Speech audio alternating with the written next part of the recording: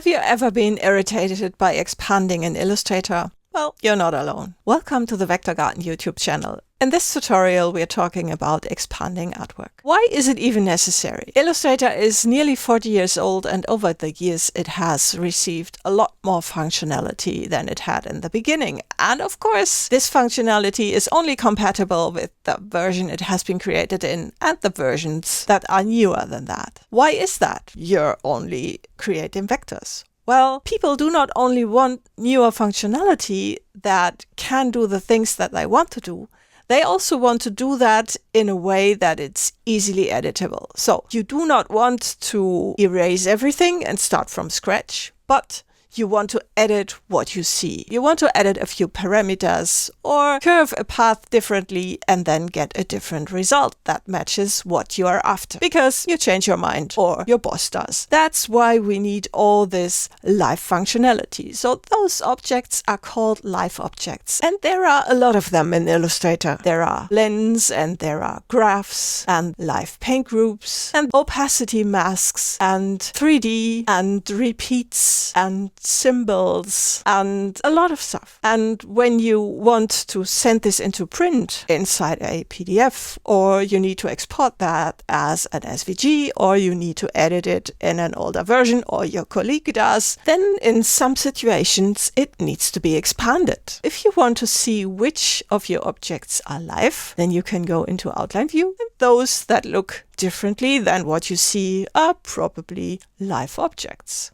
You do not need to expand everything before sending it into print. This can most of the time be printed very well. You absolutely need to expand your artwork when you want to edit the resulting paths of your effects. And this might sometimes be needed because live objects get rendered differently than expanded objects. Let's take a look at these Celtic rings. In the original file, they look fine. But if you open them in Acrobat, then you see there are fine lines in here. I'm going to enlarge that. These fine lines, anti-aliasing artifacts. That happens because of what's happening when expanding them, because live objects also get rendered differently. So after expanding your objects, you also might need to do some post-processing with them. What that is depends on how you're producing the file. So let's take a look at how to expand. And there's the next thing that waits for you. So if I select this live paint group, then you see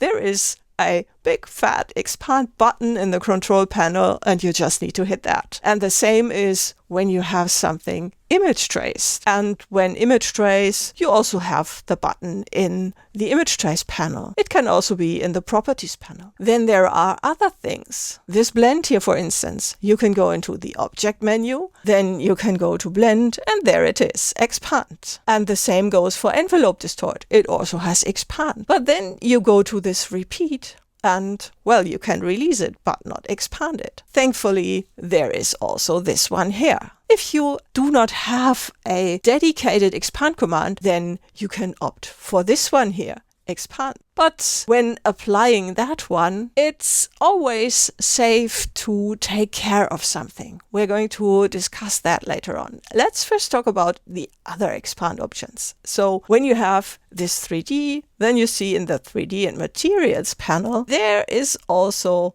expand. But those are very special expands. And it could be better to expand them like you expand other appearances. We also have a method to expand this symbol set. You can disconnect symbols from this symbol panel. And then we have this compound shape that can be expanded in the Pathfinder panel. Then also we have this set of appearances that is applied to an object. And this one can be expanded with expand appearance. And expand appearance also applies to these here. These are brushes. So when you expand this, let's take a look at this live paint group here. And I'm going to expand that. Let's hit the button. And then it's expanded. But when I now select this stroke, then you see it's still a live stroke here. Illustrator has been very careful. And when you expand stroke, then that is very, very destructive. So when you have a live stroke, such as this one here, then it can easily still be edited. And very often you want to have the option to do that. So the strokes are often treated differently by these commands, and Illustrator takes great care to not expand the strokes. Also, when expanding appearances, whenever it's not necessary, Illustrator will not expand the strokes when expanding appearances. But when you are using the expand command, then you mostly have the stroke option checked. When expanding objects that do not have their own expand command with the expand function, then sometimes the stroke is checked, sometimes it's not, but then it's important to only expand what absolutely is necessary and leave the other things alone, because editing is easier when you still have live strokes, for instance. So now there are two things left. We have this graph here, and if you go into Object, Graph, then you see, well, no expand either. And you could use expand, but although it's active, it won't work. Graphs need to be ungrouped. And then we have strokes. In order to expand strokes, you can go to Object, Path, and outline the stroke. And outlining is another word for expanding, which also applies to type. This is called Create Outlines. And that's the same as expand. So now we have all these very specific commands. Why do they even exist? Well, the problem with vector artwork is always selecting. And so that you do not have to select what you want to expand, you can also just select all. And when you then use Object Blend Expand, then Illustrator will only expand the blend. So you have less work with selecting. But contrary to that, there's also another command, and that will expand everything it encounters. And that is Object Flatten Transparency. Now you might think, well, it doesn't even apply because I do not have transparency in the object. Well, you do not need to. Flatten Transparency also works on objects that are not transparent. And when you turn on Convert All Text to Outlines and Convert All Strokes to Outlines, then this is a pretty powerful expanding command that can also expand strokes a little different than outline stroke does. But also, you have to note that it actually flattens transparency. And flattening, although sometimes interchangeably used with expanding,